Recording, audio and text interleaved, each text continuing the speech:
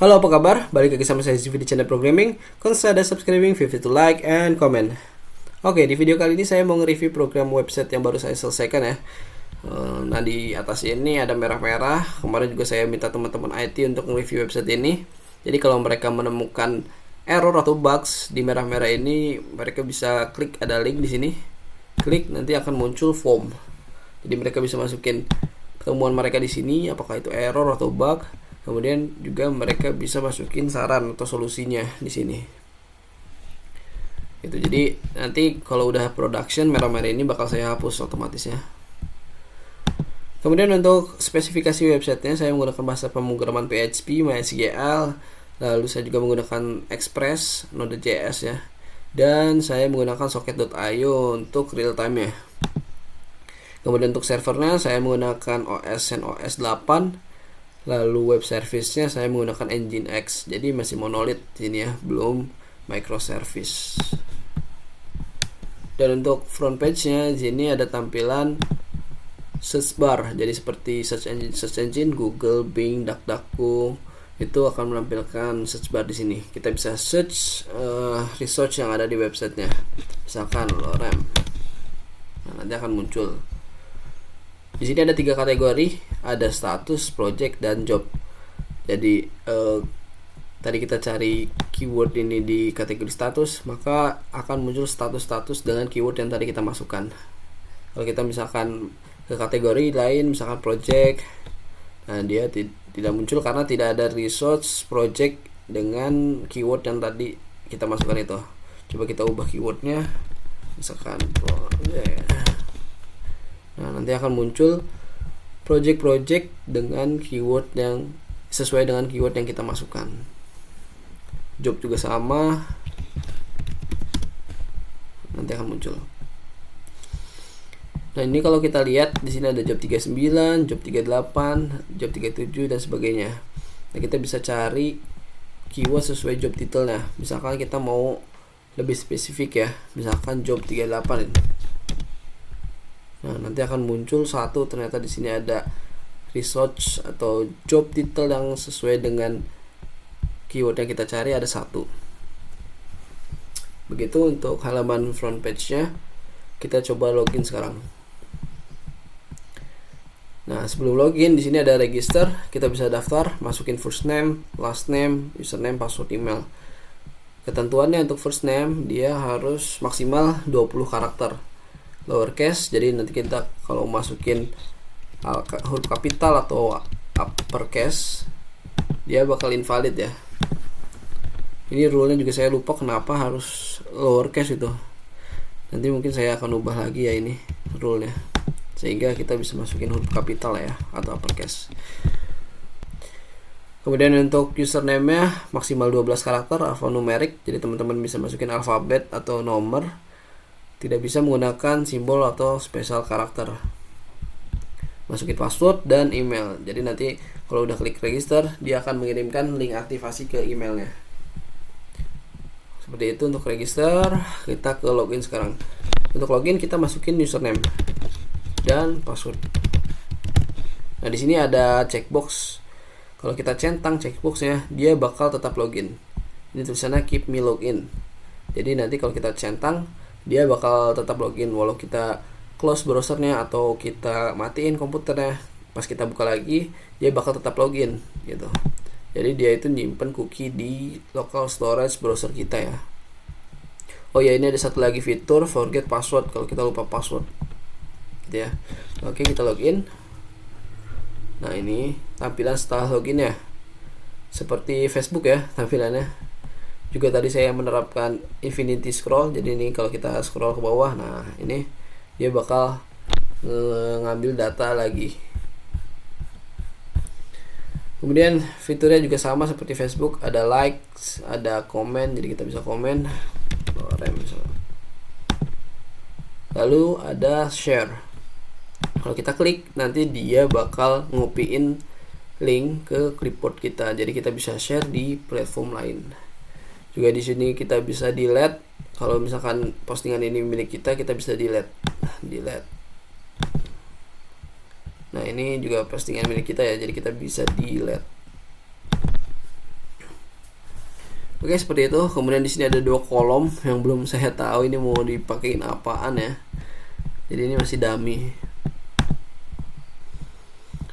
Nah, kita coba ya fiturnya satu-satu. Nah, di sini ada username. Kalau kita klik, dia akan memunculkan dropdown. Ada dropdownnya. Di sini ada menu profile, ada setting, ada logout. Kalau kita ke profile, nah nanti akan munculin user page atau halaman user seperti ini. Untuk kedepannya nanti mungkin saya bakal ganti ini ya. Jadi saya maunya sih halaman user page ini bisa di customize.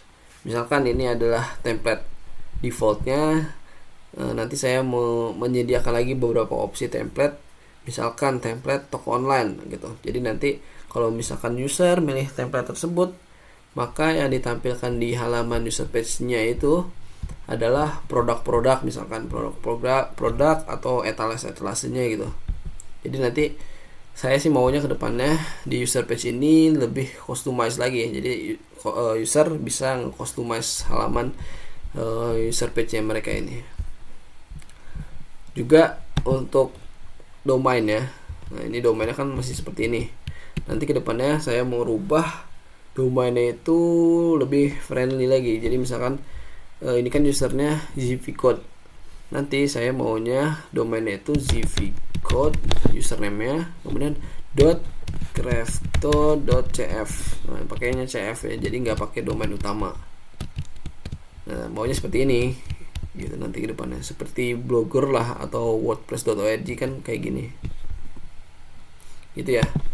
Kemudian di halaman user juga kita bisa saling follow. Nah, coba kita pakai user lain. User 2. Kita ke user 2, bukan pakai user lain, kita ke menuju user 2. Di sini tombol follow-nya menjadi unfollow karena kita sudah nge-follow dia. Kalau kita klik unfollow, maka follower dia bakal berkurang. Kita follow lagi, maka followernya bakal bertambah. Kita juga bisa lihat siapa aja nge-follow dia. Ternyata di sini ada satu yang nge-follow. Di user juga ada about. Di sini mengenai biodata dia, ini bisa di show atau di hide. Kita bisa kirim email, kita bisa kirim pesan, kita chatting gitu ya di Crafto ini. Coba kita klik ya. Nah, nanti akan ngedirect dan send to-nya ini otomatis ke user 2 tadi tuh.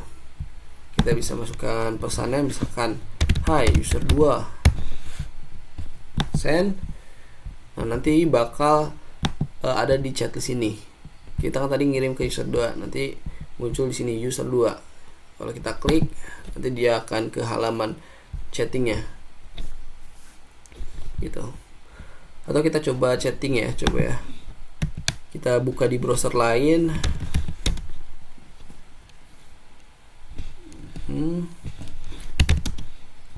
Kita login pakai user 2 tadi ya. User 2. Nah, nanti dia akan ada notifikasi seperti ini. zvcode mengirimkan pesan, send your personal message. Diklik, nanti bakal ke halaman percakapan. Coba kita chatting. Nah, kita balas ya si zvcode ini. Hai bro. Gitu, send. Nah, nanti bakal ada notifikasi di sini. Nah, kita klik. Nah, ini real time ya. Jadi kalau kita masukkan lagi pesan, "Hai bro, apa kabar?" misalkan. Nanti di sini akan langsung muncul gitu. Jadi real time. Klik, muncul. Gitu. Gitu ya untuk chatting seperti itu. Juga ada setting di sini, settings. Kita bisa set umum ya, secara general. Kemudian juga ada settings appearance. Kita bisa masukkan foto profile gitu ya. Juga ada setting detail untuk sisanya lah ya. Itu untuk user. Kemudian fitur-fitur yang ada di website ini ada feeds, project, job, dan workspace. Feeds itu status yang tadi kita lihat. Kemudian project itu adalah project. Jadi kita bisa bikin project di sini atau melamar project. Nah, kita lihat ya, ada project 39, ini project titelnya, ada hashtagnya, ada statusnya. Nah, jadi ini project itu statusnya sedang proses. Jadi project 39 ini statusnya sedang proses, artinya sedang berlangsung. Berarti di sini sudah ada yang di hire gitu, dan project ini bernilai 1 juta rupiah. Ada status lain yaitu open. Nah, misalkan project 35 ini dia statusnya open, artinya belum ada yang di hire, masih terbuka. Kita bisa ngelamar di sini, belum ada yang di hire soalnya. Juga status lain yaitu close. Ini close. Artinya project ini udah selesai, sudah ada yang di hire, dan si user 2 ini yang di hire itu dia udah bisa mendapatkan uangnya gitu. Jadi udah dibayar gitu lah. Itu untuk project ini juga bisa dilihat ya detailnya. Klik aja title projectnya, maka akan muncul detailnya seperti apa. Kita bisa sama seperti status, yaitu bisa likes, bisa komen, juga bisa share. Nah, itu untuk project. Kemudian fitur selanjutnya yaitu job. Tampilannya mirip seperti project ya, kalau kita lihat. Cuman di sini bedanya dia nggak ada hire-hirean. Jadi kalau job ini lebih ke lowongan kerja lah ya, loker, lowongan kerja. Nah, nanti kalau misalkan mau melamar di sini ya tinggal chatting ke si pembuat lowongan kerjanya. Kalau project itu kita ngelamarnya dengan cara masuk ke dalam projectnya kemudian lamar. Ini karena projectnya kebetulan semuanya yang buat adalah Zivycode, jadi kita nggak bisa ngelamar. Kembali lagi ke job.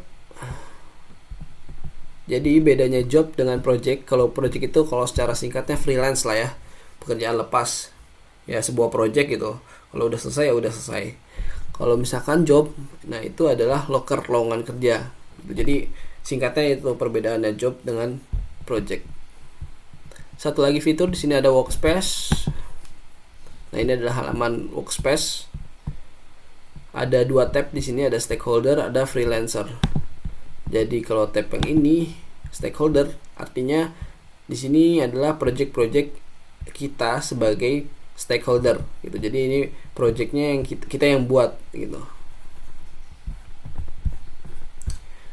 Kalau freelance berarti adalah project-project yang kita daftar gitu. Jadi kita mau mengerjakan project ini. Nah, kalau kita lihat di stakeholder berarti kita membuat project 39 ini. Di sini udah ada yang di hire yaitu user 2. Nah, kita coba lihat ya user 2 ke halaman workspace. Nah, di sini di stakeholder dia nggak ada project-project karena dia belum bikin project apapun di sini. Kalau kita klik tab freelance, di sini ada beberapa project yang dia ngelamar gitu. Dia ngelamar di projectnya. Nah, ini kita lihat ya, tadi kan project 39. Kalau di user Zivycode dia bikin project 39 dan di hire-nya user 2. Nah, kalau di user 2 ini kita lihat dia itu adanya di tab freelance karena dia ngelamar di project 39 ini gitu. Kita kembali lagi ke user Zivycode, kita bisa klik projectnya ini. Nah, nanti akan muncul halaman workspace-nya. Halaman workspace itu seperti ini, jadi kayak chatting gitu lah. Kita bisa laporin project kita, progresnya seperti apa gitu di sini. Diskusi dengan stakeholder di sini. Juga ada detail projectnya, gitu biar nggak lupa ya. Oke, seperti itu fitur-fiturnya. Kemudian di sini kita juga untuk ngebuat post itu dengan klik tombol yang sini. Tapi sebelumnya di sini ada workspace juga ya, cara membuat workspace. Caranya dengan klik di sini create workspace. Nanti akan muncul sini. Kita bisa masukin project yang sudah valid oleh admin, udah divalidasi oleh admin. Kemudian kita bisa masukkan username siapa yang mau kita hire. Nah, nanti muncul di sini detail username ya. tinggal submit aja. Nah, kita post ya, coba misalkan post. Ini akan otomatis. Jadi di sini ada 3 tab, status, project, job. Nah, ini akan otomatis sesuai dengan halaman yang kita buka.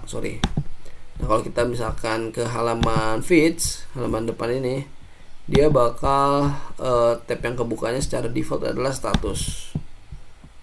Coba kita masukin status ya. Nah, di sini ada berapa banyak karakter yang bisa kita gunakan. Ada 300 karakter maksimal. Jadi kita hanya bisa masukin 300 karakter. Nanti dia bakal berkurang di sini countdown-nya. Klik post. Nah, nanti akan muncul di sini secara langsung. Gitu. Nah, itu untuk post. Kemudian juga kita bisa ngepost project atau job. Kita coba untuk project ya, misalkan job titelnya project titelnya misalkan dibutuhkan programmer mobile,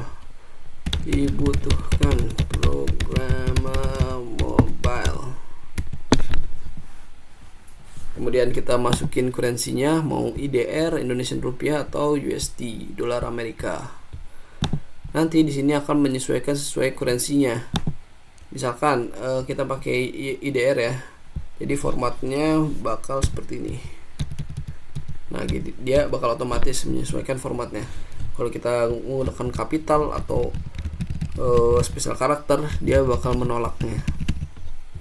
Lalu kita bisa masukin close date-nya, kapan terakhir project ini bisa dikerjakan, bisa dilamar. Kemudian kita bisa masukin deskripsinya.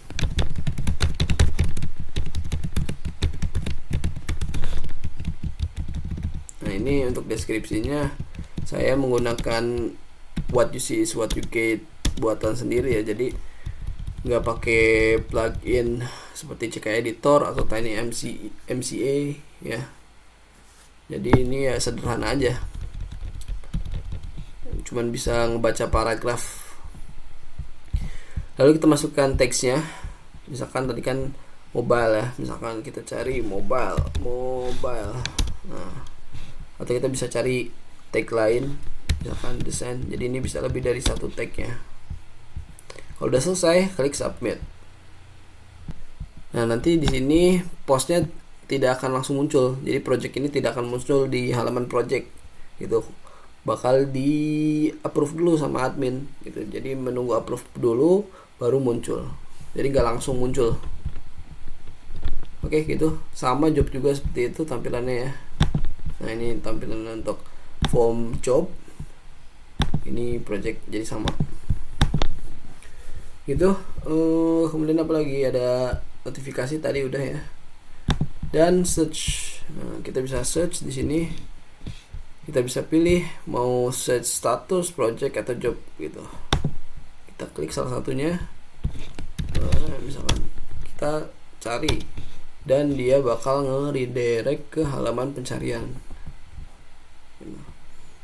Ini kalau mau cari yang lain tinggal klik kategorinya aja, misalkan kategori project gitu.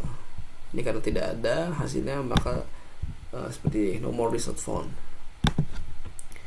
Oke, seperti itu ya. Kedepannya mungkin saya mau ngerombak untuk front endnya. Jadi ini front endnya ya masih kayak gini sih, menurut saya ini kurang.